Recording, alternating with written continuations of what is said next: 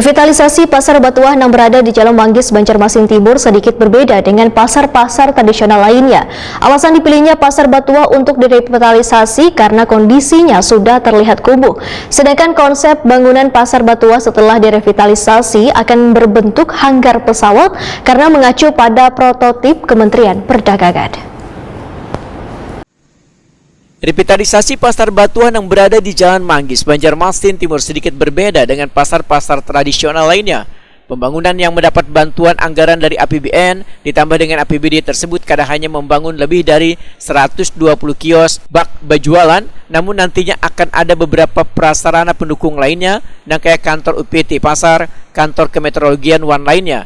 Demikian diperlihatkan Kepala Dinas Perdagangan wan Perindustrian Banjarmasin Ihram Muftesar Takuni Prima TV kemarin Selasa 25 Januari 2022. Sekretaris Tim Pelaksana Revitalisasi wan Sosialisasi Pasar Batuah ini pun memadakan bangunan gedung dengan pasar didirikan secara terpisah. Kita bikin satu lantai saja kayak hanggar.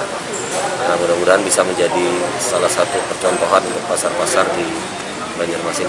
Kalau untuk fasilitas insya Allah lebih lengkap karena kita akan bangun untuk sarana penunjang lainnya seperti kantor UPT, kantor kemeteorologian, beruang laktasi, TPS, tempat sampah sementara.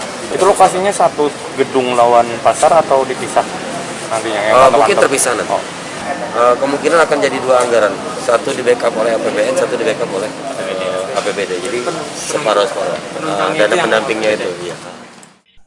Ihram Muftesar menyatakan alasan dipilihnya Pasar Batuah untuk direvitalisasi karena kondisinya sudah kada representatif wan terlihat kumuh. Sedangkan konsep bangunan Pasar Batuah setelah direvitalisasi akan berbentuk hanggar pesawat karena mengacu pada prototip Kementerian Perdagangan.